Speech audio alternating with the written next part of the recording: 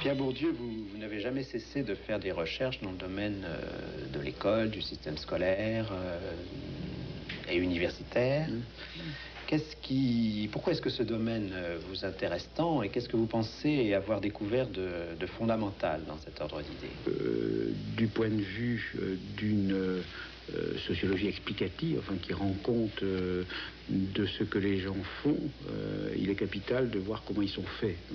Et le système scolaire, dans les sociétés modernes, est un des lieux où se fabriquent des personnes, où se fabriquent les manières de penser, les manières d'agir, etc., en liaison évidemment avec la famille.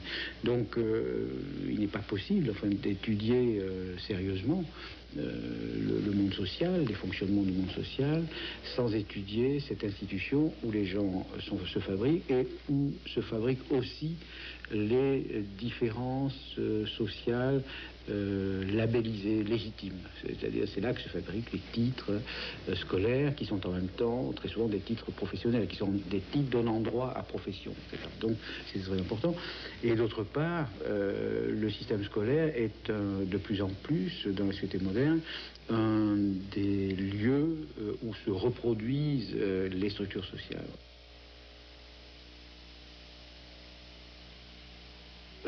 Dans toute l'histoire, toute la tradition intellectuelle, les historiens en particulier, on s'est intéressé à ce que j'appelle les stratégies de reproduction, c'est-à-dire les manières dont les groupes sociaux assurent leur continuité. L'exemple par excellence étant les stratégies successorales, mais il y a aussi les stratégies matrimoniales, comment on se marie, le mariage étant une manière de se reproduire biologiquement, mais aussi de reproduire les homogénéités, les différences sociales, etc. Voilà. Donc le système scolaire est tout à fait central pour comprendre les sociétés modernes. Oui. Est-ce que le sociologue n'est pas contraint à partir quand même d'un fait massif et patent qui est l'inégalité des chances oui, enfin, à l'intérieur du système? Oui, c'est intéressant. La question est intéressante parce que c'est un fait massif qui a été établi par les sociologues. Une chose importante, c'est que sans la sociologie, au fond, personne ne savait ce fait massif, c'est-à-dire qu'il y a une relation statistique très forte entre l'origine sociale des élèves et leurs résultats scolaires. Donc, un des mérites de la sociologie est d'avoir établi ce fait statistique de manière de plus en plus précise. Enfin, maintenant, on connaît ces choses-là très bien. Bon, alors, ce fait étant établi, comme tous les faits scientifiques, enfin, bon, il ne s'agit pas simplement de l'enregistrer. Il faut savoir ce que cela veut dire, d'une part, et comment ça s'explique. Bon, donc, moi, l'essentiel de mon travail a été de chercher un système explicatif capable de rendre compte de ce fait. Alors, par exemple, pour aller très vite, mais on observe que les inégalités de réussite scolaire ne sont pas expliquées complètement à partir des inégalités économiques. Donc il a fallu inventer une notion que j'ai appelée capital culturel, c'est-à-dire l'idée que nous héritons de notre famille pas seulement des moyens matériels, mais nous héritons des instruments de connaissance, d'expression, des savoir-faire, des savoirs, des techniques, des modes, des manières de travailler, par exemple. C'est-à-dire des tas de choses qui sont transmises inconsciemment par la famille et qui contribuent énormément à la réussite scolaire. D'autant plus que le système scolaire les exige souvent sans les donner. Alors là, je prends un exemple simple, qui est celui des techniques de travail, par exemple. Je pense que un des avantages majeurs des enfants des catégories intellectuelles, par exemple, outre le fait qu'ils entendent dans leur famille un langage qui est assez proche de celui qui se parle à l'école et que l'école exige, bon, outre le fait qu'ils ont une attitude de rapport à la culture, des intéressés, etc., très proche de ce que l'école l'école demande, il y a le fait qu'ils reçoivent de leur famille des indications, pour ne pas dire des incitations, concernant la manière de travailler, la manière d'organiser le travail dans le temps. Oh, laisse tomber ça, fais plutôt ça maintenant. Oh là, tu ferais mieux d'aller jouer au foot, tu es trop fatigué. Ou bien fais d'abord ça, puis tu feras ça après, etc. Bon, ces choses-là qui sont apparemment très peu de choses, presque rien, en fait, me semble-t-il, sont parmi les facteurs de différenciation décisifs. C'est l'art de travailler. Or, le système scolaire donne ça très peu, pour des tas de raisons, parce que il n'y a pas le temps, etc., mais aussi parce que... par méconnaissance. Par méconnaissance, parce que la plupart des professeurs n'ont pas conscience que c'est ce qui manque. Donc on en vient à exiger l'école elle-même en vient à exiger du non scolaire. Voilà. Alors c'est bon, un des paradoxes extraordinaires. Bon, j'avais signalé ça dans le premier livre que j'avais consacré à l'éducation. C'est cette annotation marginale qui est monstrueuse quand on y pense. Un professeur écrivant dans une marge scolaire. Scolaire, évidemment, étant péjoratif. Ça veut dire que le système scolaire ne reconnaît pas valeur à ce que le système scolaire transmet. Il demande autre chose. Il ne se contente pas de... Voilà. Et est-ce que ce système de classement appréciatif selon les catégories doués, sérieux, faibles, ne sont pas finalement assez significatifs eux aussi? Oui.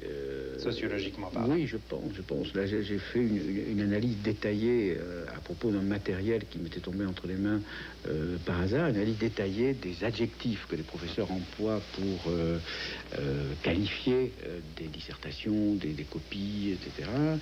Et effectivement, je pense qu'il y a une correspondance assez étroite entre le type de qualité que l'on attribue à travers les qualificatifs et la qualité sociale de ceux qui sont l'objet de ces jugements de qualité. Bon, c'est-à-dire, pour prendre un exemple un peu extrême, mais qui est réel, dans une marge de copie de philosophie, il y avait une fois Serville. Bon, il se trouve que la fille en question était fille de femme de ménage. Bon, évidemment, le professeur n'a absolument pas conscience. Ce sont des lapsus. Absolument. C'était l'équivalent des lapsus freudiens. Alors, il ne s'agit pas de le condamner. Il est probable que celui qui a pu faire ça serait très malheureux s'il m'entendait. Mais ça veut dire une chose très importante. Ça veut dire que les jugements scolaires sont souvent, plus souvent qu'on ne le croit, des jugements sociaux déniés, comme dit la psychanalyse, des jugements sociaux qui ne se perçoivent pas comme tels, qui s'ignorent comme tels, et à travers donc des qualités que l'on croit purement scolaires, on appréhende des propriétés sociales et on ne le sait pas. Est-ce que l'usage de la notion de don n'est pas quand même un usage beaucoup moins innocent que d'autres appréciations? Absolument. Parce que là, on ne touche pas à quelque chose. Bien sûr, mais la notion de don est au fond la philosophie. C'est la philosophie même de tout ça. C'est-à-dire, dès le moment où on ignore la relation, on ignore que les capacités, les aptitudes, les qualités, les propriétés que l'on demande et que l'on apprécie, dès le moment où on ignore qu'elles sont socialement produites, qu'elles ne sont pas dans la nature, mais qu'elles sont dans un travail social, historique, celui de la famille, celui de l'école, etc. Bon, il ne reste que le don. Et on dira, vous n'êtes pas doué pour. Bon, ce qui a un effet absolument terrifiant, parce que vous n'êtes pas doué en français, c'est une des choses les plus terrifiantes qu'on puisse dire à quelqu'un. Que faire contre ça? Contre la nature, on ne peut rien. Alors que si on disait, vous êtes le produit de conditions historiques et sociales telles que vous n'avez pas un accès facile à la langue qu'exige le système scolaire, voilà une phrase rigoureuse. Bon, il y aurait un recours. Ça voudrait dire, ça s'apprend, alors que l'autre, c'est exactement les hommes de qualité qui savent tout sans avoir rien appris.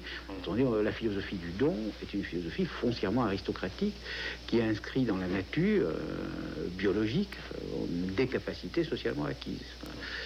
Celui qui ne les a pas n'y peut rien, et celui qui les a peut se les attribuer. Les deux choses étant également dangereuses. Donc nous avons un système qui dissimule activement une bonne partie de ces structures. Oui, alors le problème, je me permets de corriger la formulation que vous avez employée, parce que on pourrait penser que ce système a des intentions, qu'il y a une volonté méchante, enfin, qu'il y a une sorte de malingénie diabolique, pervers, etc. Le pire, c'est que les mécanismes sociaux n'ont pas d'intention. Et il n'y a pas de sujet de ces mécanismes, il n'y a pas de complot. Alors malheureusement, une des lectures mauvaises de la sociologie consiste à transformer l'analyse de mécanismes en analyse de volonté. Et on dira, c'est la classe dominante qui domine, qui élimine. Enfin, il y a des écrits même de sociologues que je critique, qui disent l'école élimine. C'est pas vrai. C'est la logique du fonctionnement de mécanismes extrêmement compliqués, parmi lesquels il y a l'inconscience de ces mécanismes, ont abouti au fait qu'un certain type d'enfant, par au hasard, est plus éliminé que d'autres. Voilà. Donc il faut à la fois dire la chose et éviter de tomber dans cette philosophie, sinon on s'en prend à des adversaires apparents. Et du coup, les réformes, en particulier du système scolaire, sont presque toujours ratées parce qu'on cherche des responsables, on cherche des coupables. Alors, c'est la faute au prof, c'est la faute au gouvernement, c'est la faute, etc. Bon, c'est pas en termes de faute et de culpabilité. Il y a des responsabilités différentielles qui sont souvent des responsabilités inscrites dans des structures, dans des mécanismes très compliqués qui dépassent les capacités des agents. Ce qui ne veut pas dire que les agents ne peuvent pas faire quelque chose en prenant conscience. Ils peuvent contrarier les mécanismes, ils peuvent éviter de les servir par inconscience. Ils peuvent même, je pense, en s'organisant collectivement, parvenir à en altérer profondément l'efficacité.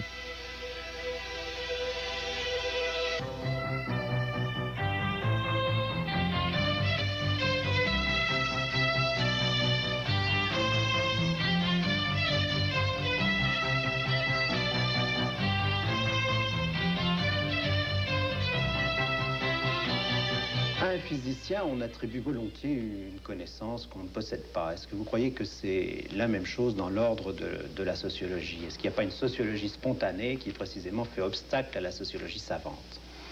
Oui, malheureusement, Durkheim le disait déjà, les sociologues doivent compter avec cette idée très répandue que la sociologie est à la portée de tout le monde.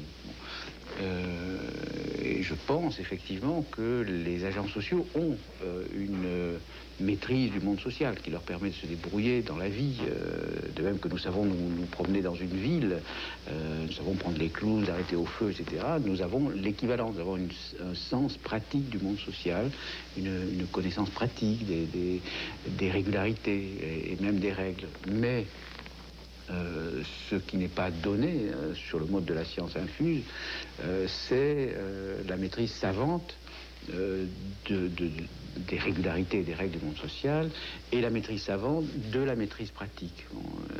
Et ce qui fait que nous sommes sans arrêt en difficulté parce que nous nous heurtons à la fois en nous-mêmes et dans nos interlocuteurs, lorsque nous essayons de communiquer les résultats de nos travaux, à cette conviction que chaque homme est sociologue. Mais grâce à Dieu, j'allais dire, dans les sciences de la nature, la coupure épistémologique dont parlait Bachelard s'est instituée en coupure sociale. Et au fond, on accorde malgré tout au physicien qu'il a une espèce de monopole de fait, c'est-à-dire non pas un monopole d'autorité, mais le monopole de certaines opérations. De même pour nous, nous faisons des choses avec des instruments, etc. Et c'est au nom de ce travail que nous revendiquons oui, le droit, dans certains cas, de savoir mieux que le premier venu. Oui.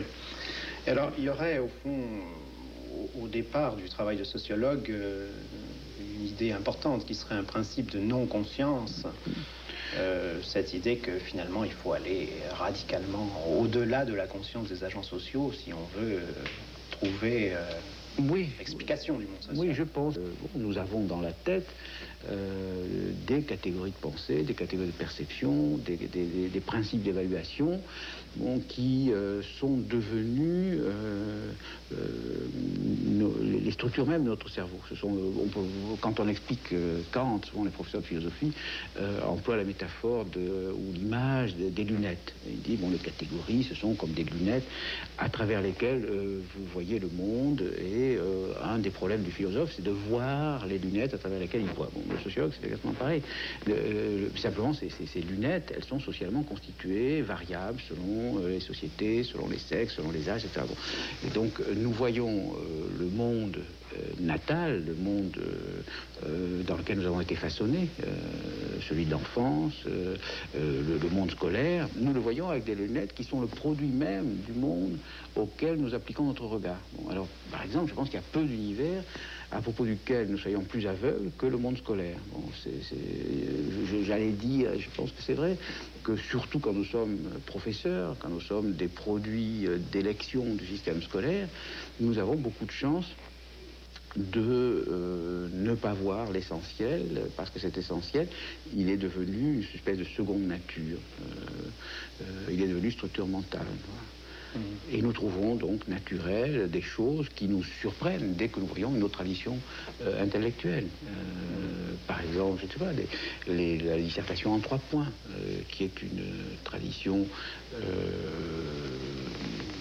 oui, c'est une tradition nationale. Je pense que pour s'en étonner, il faut voir que c'est une invention de la scolastique, de saint Thomas, etc., donc, qui s'est perpétuée à travers la transmission scolaire, etc. Bon, toutes sortes, on aurait des exemples par milliers.